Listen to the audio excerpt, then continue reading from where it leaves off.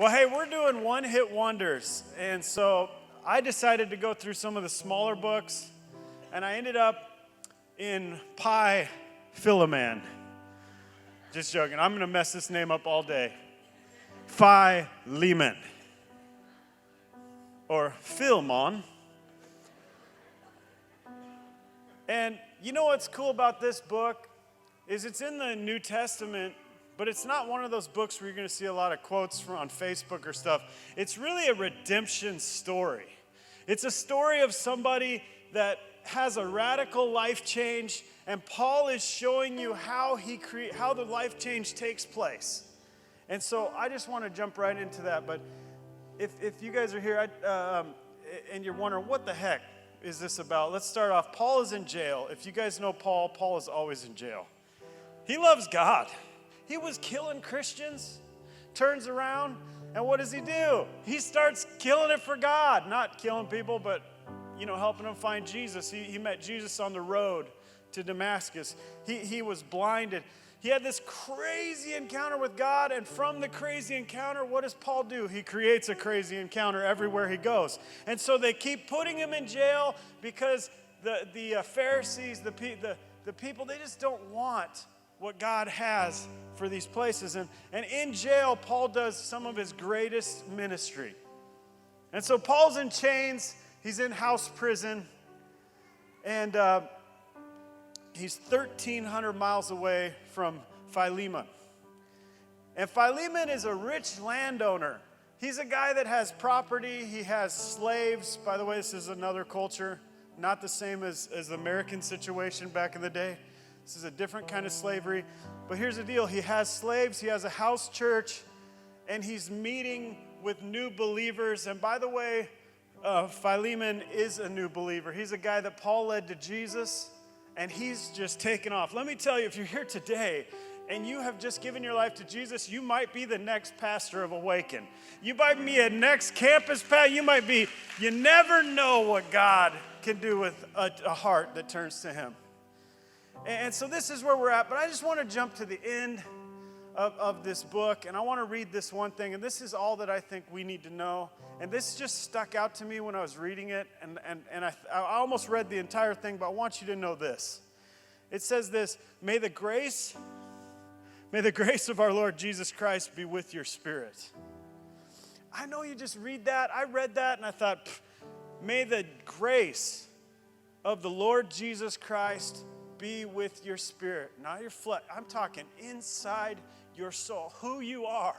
You are a person that has encountered the grace of Jesus, and you are a person that can pour out the grace of Jesus.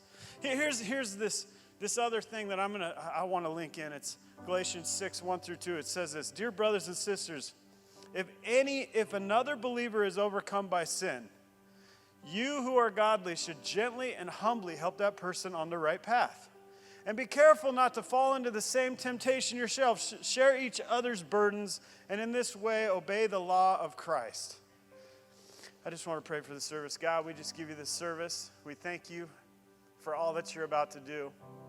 And we just lift up every person in here, that we hear from you that it's memorable, and that today is not just another day in life, but it's the starting of an adventure where you're at the center of it. In Jesus' name we pray. Amen. Amen. Amen. Let's give it up right here. Let's give it up. Let's. What do you hear people saying about Awaken? I know there's some people that have some negative. There's that kind of stuff, right? But here's the crazy thing: is where I go, a lot of people come up to me and say things about our church. And I've told this story, but my daughter was at the dentist. Took my daughter and my son to the dentist, and the lady is helping my daughter try to figure out the brace situation, which is a whole lot of money to spend, if you know what I mean. I wish the kids just came out with perfect teeth. It's my fault. But it's crazy. So we're there, and this lady, we're sitting there, and we're just trying to get braces, and the lady's like, "Are you the pastor at Awaken?" I'm like, "Yeah, I'm one of the pastors at Awaken." She's like, "Oh my gosh, I got to tell you something.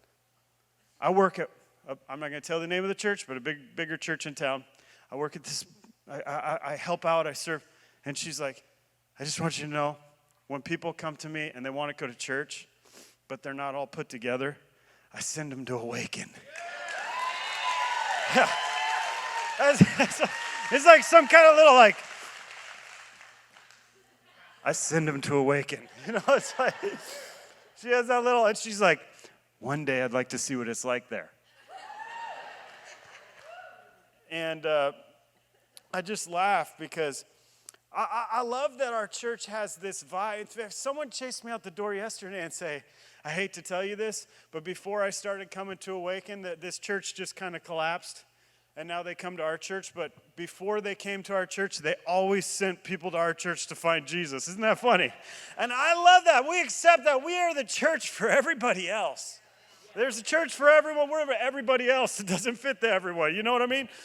And I love that Paul is this guy. He is the guy that is awakened. I mean, we get this spirit from him. Me and Philippians get the spirit of evangelism from Paul. As you read this, you can't help but want to start going radically and recklessly after people. And I love how it starts off. This guy is on the run. His name is, I messed this name. His name is Onesimus.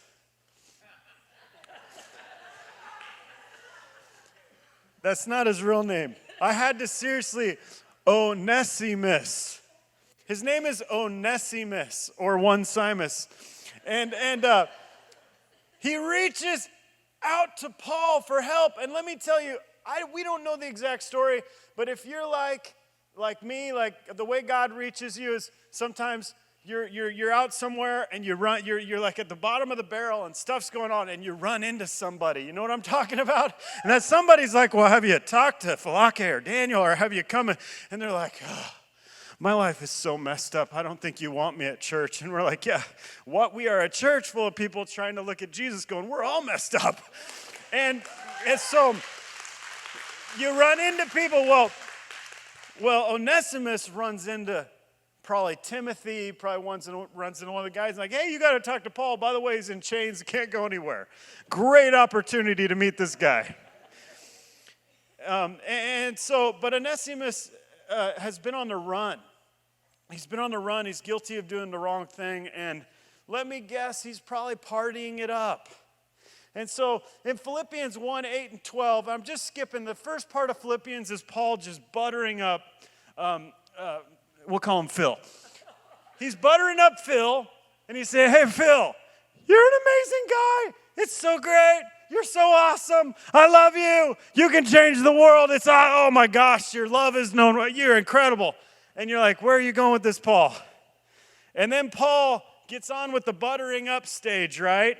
How many of us, like in a terrible, when you're about to break the news to someone, isn't it nice to first get built up yourself? Like, oh, you're so great, you're so awesome, I'm about to drop a bomb on you. But listen to me.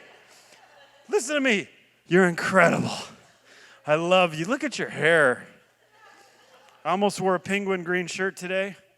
Not penguin, flamingo, and my kids told me I couldn't wear it. So it's coming out at the conference. But because the kids aren't going to be there. But let me tell you. So he's buttering them up, and he's getting them all buttered up, and he's just slathering it, and all of a sudden this is what Paul says.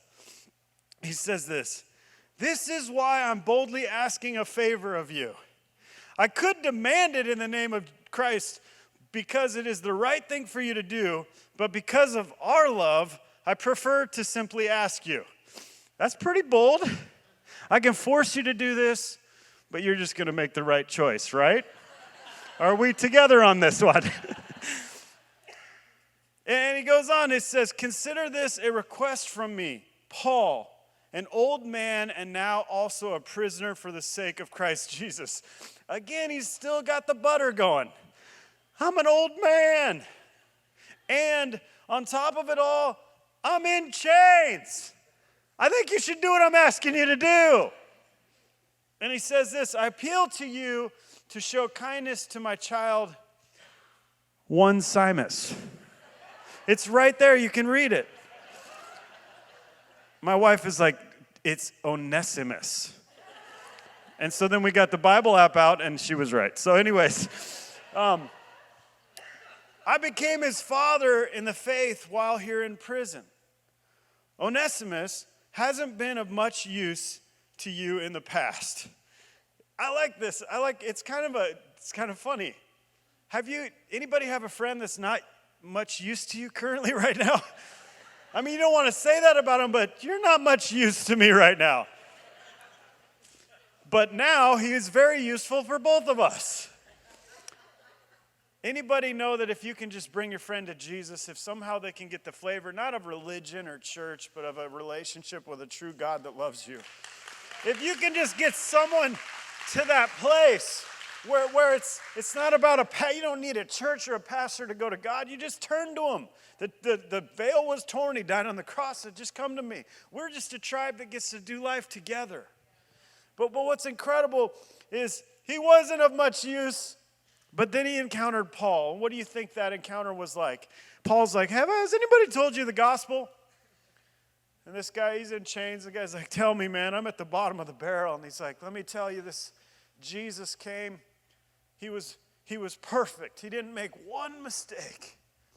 And the religion was so mad at him, but they were beating him down. And he came for one reason. It's just called the good news. He came for you. That even though your life is messed up, he came to be the Savior. He came to die for you on a cross, which, by the way, the enemy knew that he was going to do this, so he drug it out. And Jesus was whipped and beat and thorns shoved in his head, and he went through hell. And the whole time he was thinking of you. And when he died, he said, it is finished, which is, it's paid for. It's done. And he went down, but 3 days later, he busted out of that grave with a certificate saying, you can now be free. I won. I beat death. Man, Onesimus is probably sitting there going, oh my gosh, how do I get this life in my life? And Paul's like, you just turn to him and say, I need you. I don't want anyone else. I give you my life. Onesimus gave his life to Jesus through Paul, and now he's useful. And that's not why we help people find Jesus so now they can become useful. It's because that's who they were created to be. And I am sending him back to you, and with him comes my heart. Okay, this is a problem. What is happening here is Onesimus stole from I call him Philemon. Phil. He stole from Phil. And he took his stuff and caused havoc, and even though he was a slave, and by the way, Christianity was the biggest part of getting rid of all slavery. It still is to this day. Everywhere you find Christians, you find people fighting against anything like this because we believe, regardless of the color of your skin, that you were God created. And God has a plan for your life. But, and you'll find out later in this story, but let me tell you, So he stole, and then guess what he does? He runs 1,325 miles and a 0.8. It's quite a ways. I looked it up just for fun. 1,325 miles. That's how far he went away from the guy he stole from, the guy he was on slavery from. And when he runs away and gets to Rome, basically, he runs into after partying, who knows what he did with the stuff he stole, he runs into some evangelists to say, you need to find Jesus, which ends up in Paul's life. And then Paul says, you need to give your life to this Jesus. And all of a sudden, Paul's like, this guy is unstoppable. He's on fire. He's incredibly encouraging. He's like, hey, have you ever heard of church or anything? He's like, Onesimus would be like, well, the pastor of this town, I'm his slave, and I stole from him. The second Paul hears this, Paul's like, you can't stay here and be with me. Although it's great to have you here, you got to go back. This is a crazy story. You got to go back. You know what? There's a power when someone gives their life to Jesus. You can feel it in the church. You can also feel it when churches don't have people that give their life to Jesus. You know what I'm talking about? Where no one's turning. There's a lack of like that incredible grace and that vibe. And this guy gives his life to Jesus, and it's so incredible. He becomes useful. you just got to love Paul. That Paul, he instead of turning this guy away, what Paul does is he's drawn to messy people. He's drawn to crazy stories. He's drawn to anybody he can to get the gospel to. And you got to love this grace that Paul has. That even though he was a thief and he stole from a pastor, Paul is sitting there going, this guy's about to blow up your church. I'm sending him back. I know some of you guys are like, I just reached someone for the Lord. I'm sending them back. They're crazy. Anyways, but what's so cool is he sends them back. And, I love this heart of people in the town, seeing people that are alone or missed out, and yet being drawn to say, hey, come join our tribe, or come be a part of us. I love this heart of Paul, where Paul is just constantly a hawk. He has his hawk eyes out, and he's looking for someone that just doesn't seem like they belong. And so Paul finds this guy, and I had an experience in a church. I spoke in a men's event, and then when the men's event was over, I got to sit in the church service on Sunday, and I didn't know anybody, so I just sat in the back, and the whole room was full except for the aisle that I was sitting in, and I sat all by myself on one chair in an empty aisle thinking, okay. And this guy gets up, and he comes over, and he grabs my arm, and he's like, you are not sitting alone. And so he grabs me and takes me to the second to front row. And this guy just says, you're sitting with our family today. You're sitting with us. And by the way, he was he played for the Cleveland Indians, which makes it the coolest part of the story. But what's amazing is just to have someone come alongside you and just wrap their arm around you and say, you fit, you matter. That's someone that has grace inside their soul. They're not thinking about their own flesh. They're thinking about what God's about to do in the people around them. And that's the heart of Paul. That's the heart of Paul. And so here's what's crazy. So Onesimus has an only God life change. And that's what happens. And so good old Phil 1:15-16 says this.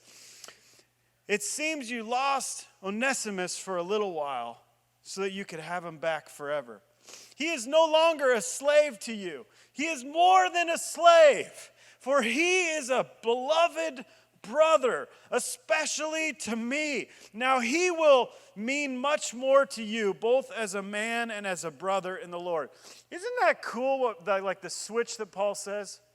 He was lost for a while, but he was lost for a while so that he could be found for this moment. How many of you guys know someone that's they're lost, but we could just put for a while because God is about to use that situation. There's no town in America where you can't go and find a church or a cross or a falake or a Ross or there's nowhere you can go to not find a person that God is speaking to saying, hey, I see them, and I'm calling you to them.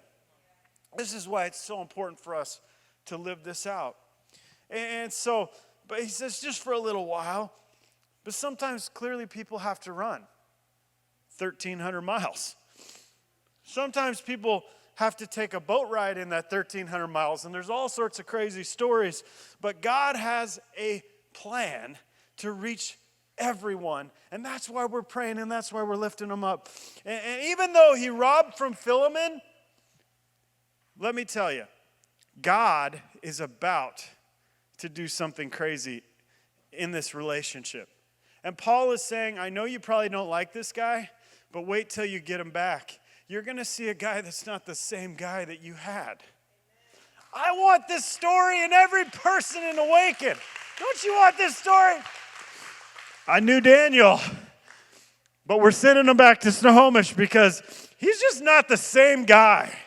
And everybody's like, yeah, right. And then you show up and they're like, what the heck happened with this guy? And then they start talking to him like, what happened? And he's like, I don't know. I just encountered this guy, Paul in chains. He told me about Jesus. I accepted him in my life. And whoa, man, you have got to taste this. I love this. Everybody in some way is running from something, though. I could say this. Everybody tends to be running from something. There's something, God is going to come into your relationship with him and ask you to do a hard thing, and you're going to fight it, and sometimes you run from it. But the cool thing is, God's like, well, okay, run for a little while, but I still have this plan for your life. And I wonder if there's anybody in here that's running for a little while, but God is just waiting for that moment to help you get your breakthrough. And maybe you're here today, and this is your moment where you've been running for a while, and welcome to Awaken. We're just here to help you find Jesus. We're not here to knock you down. We found God the same way. It took somebody to just open our eyes, but the whole time it wasn't us. It was just God working through us. And I just think God is calling us to hard things. If you're here today and you feel like you've been called to hard things, it's easy to run. But God will always call you to hard things, because the hard things are what make you grow, and the hard things are what change the world. It's just, we can clap about it, but we're like, I don't like hard things. This is a hard thing. So Paul goes to a whole nother level. Okay, I'm sending him back, right? And you're going to like him because I'm old and I'm in chains, and this is how it is. And so he goes right into this. So Paul offers to pay any debt that Onesimus has in the past. This is what it says, Philippians 1:17 through 19. It says, so if you consider me your partner, welcome him as you would welcome me. If he has wronged you in any way or owes you anything, charge it to me. But then Paul kind of gets a little cranky. I, Paul, write this with my own hand. Like someone else has been writing this, but I'm stepping in now. I write this with my own hand. I will repay it. And I won't mention that you owe me your very soul.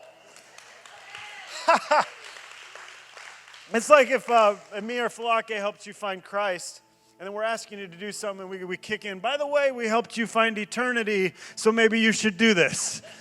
Because if it wasn't for God using us, you'd still be doing what you were doing before. And this is a miracle where you're at now, how God, wake up! Do this!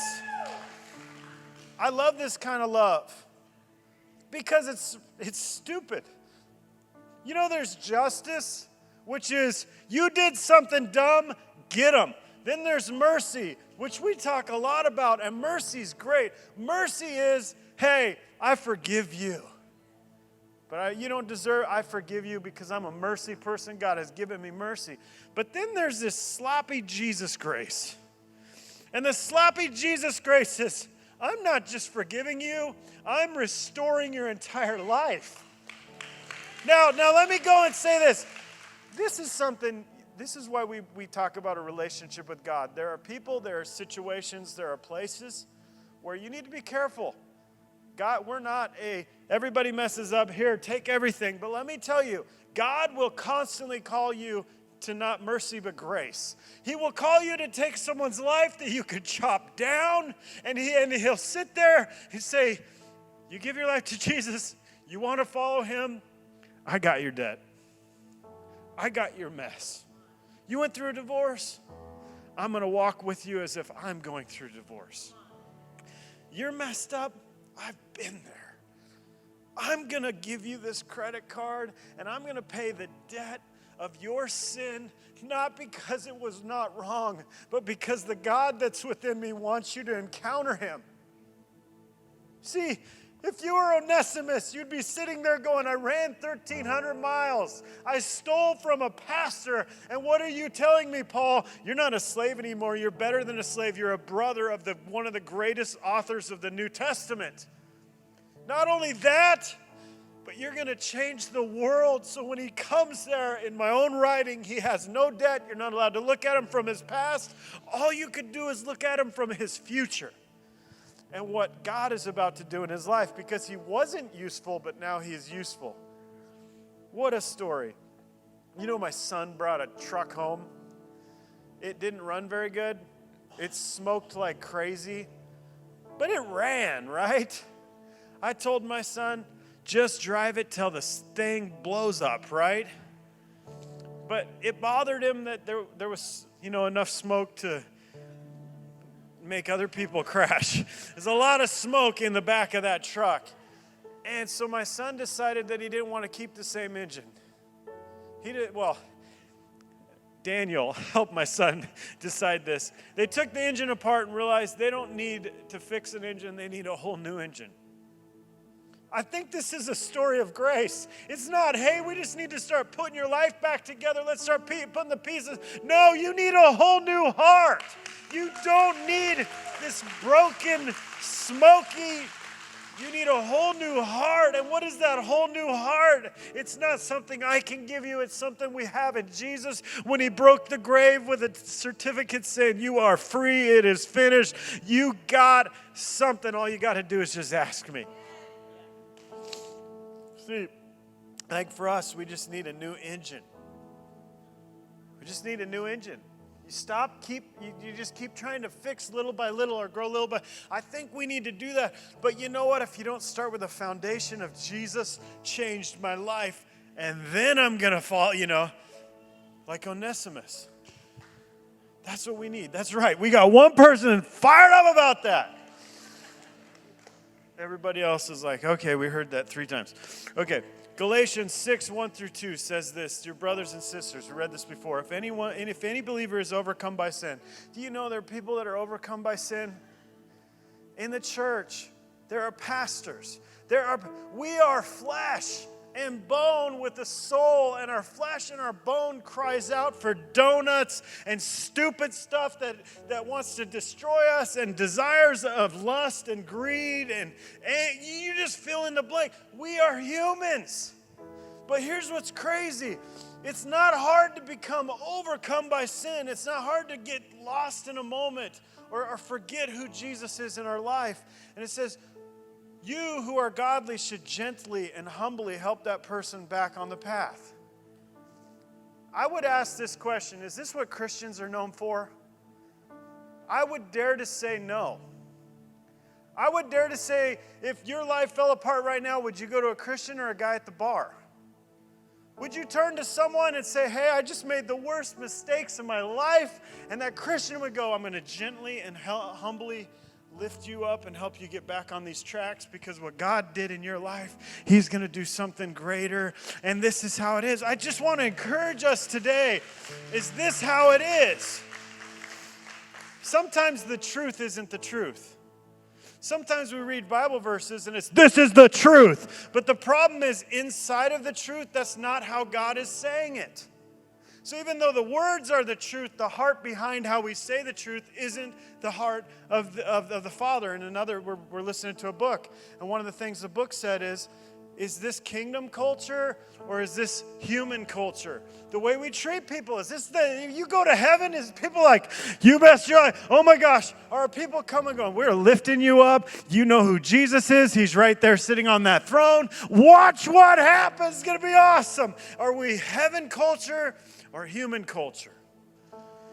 It says, help that person get back on the path and be careful not to fall into the same temptation yourself. Everybody knows somebody that's tried to reach someone at a bar and ended up at the bar all their life because they really just wanted to drink a whole bunch. Or tried to help someone, I'm going to go to this party because I'm going to help this person, and then you end up messing your life up. That's all it's saying. It says this, share each other's burdens, and in this way obey the law of Christ. Obey the law of Christ is to share burdens, but here's my problem. If I share my burden, you're going to knock me down. Or are you going to humbly and gently lift me up? We need to share each other's burdens. We can't be a church that's so slick that people can't say, I'm a sinner. I'm flesh. I have not yet got rid of this outer body. My soul yearns for everything. As Paul said, I'm pretty bad. I'm really bad. I'm the worst in the room. That's Paul's message. There's no one worse than me. I just think for us, we're all trying to get rid of this outside desires. And as a church, as a body, as why we meet, we're here to humbly and gently, but also to share each other's burdens. When somebody is struggling, just say it. Someone doesn't freak out. They go, yeah, we're human. We're going to help you walk. We're going to help you get on the right path. You know this isn't the right path. That's why you're saying this. God probably put it in your heart. We have got to be a group of Christians that say we will not freak out when sin comes out, but what we will do is say God is about to do something in your life.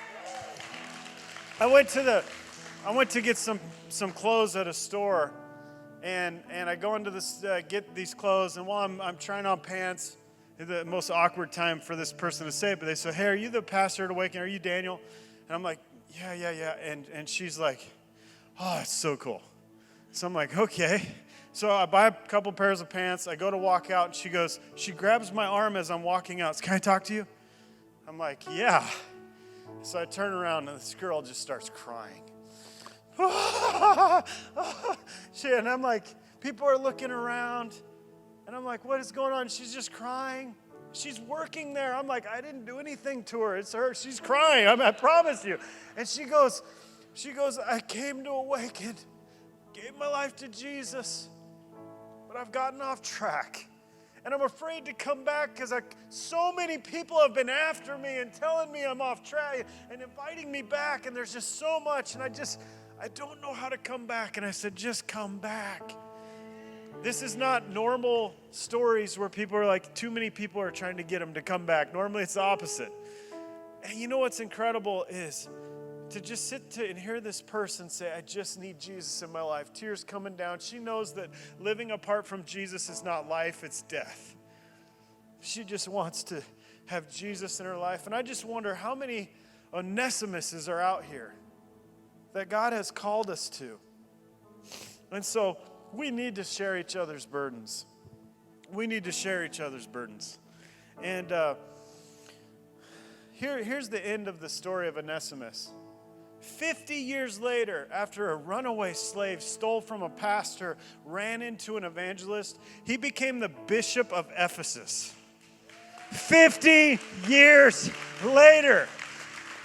Can't you just see that old dog sitting there going, "He's a mess. He stole from a pastor. Oh my God." And yet some guy sat there and said, "It's not what I think. God speak to me." And God speaks in Paul's ear and says, "You do not even realize who is sitting next to you. But he's a slave. He stole. He's broke. He's a prodigal." And God's sitting there to Paul like, "Paul, you have got to not mess this one up. You got this, Paul. Love this guy. Pay his debt. Do anything you can that he might find Jesus." You know how many stories in history are like that? The guy that wrote Amazing Grace, John Newton, you guys know this story. He's a guy who was a slave ship owner, and he was taking slaves from Africa to America, and one day he encountered Jesus. His life was changed, and in the process of that, he realized the sin that he was living in. Now, this guy's a mess. Anybody would look at him and go, "Just kill him." But God says, no. What he did for the enemy that was so messed up, watch what he's about to do for the Lord. And so this guy turns around. Not only was he converted, he becomes a pastor. Go figure, huh? He becomes a pastor, and he spent the rest of his life fighting slavery. One of my favorite stories in the world is just a movie that I watched when I was younger, is Les Miserables. 19 years this guy sat in prison for a 5-year conviction of stealing bread for his family because he needed bread. He gets out. This is just a story. But he gets out, and he goes into the priests, goes into the church, and he starts stealing the silverware. And he's on the run, and the police catch him and realize it's the church's silverware. And so the cop takes him back to the church and says, "He stole all your stuff. What do you have to say?" You know what the priest says? "You forgot the candlesticks." Goes, gets the candlestick. Buddy, you forgot the candlesticks. And the guy leaves, and here's a guy that should go back to jail, but the priest gives him this messy, sloppy grace, and the guy can't handle it. It goes back to the priest, and the priest said, "These candlesticks are going to start a life that is going to lead you. This is going to change your life. Go make something of yourself." And this guy becomes a radical grace person. No matter what life throws at him, he has radical grace. It's a whole story about grace. It's the law of grace. It's when somebody doesn't deserve something, but someone comes alongside and doesn't just forgive them, but they just give them the whole world. And I want to finish with this. Philippians 1:25, because maybe when you first read this, you didn't click, but Paul is trying to say something to all of us. May the grace of the Lord Jesus Christ be within your spirit. When is the last time you didn't just forgive someone? If you're here today and you haven't forgiven someone, start there. I mean, that's a big deal. But when's the last time you turned around and said, I'm not just going to forgive you. I got a car. I got some other stuff because God is going to use you. When is the last time God has spoke who Jesus is to be who you are? May the grace of the Lord Jesus Christ be within your spirit. Let me pray. Jesus, I just give you this service.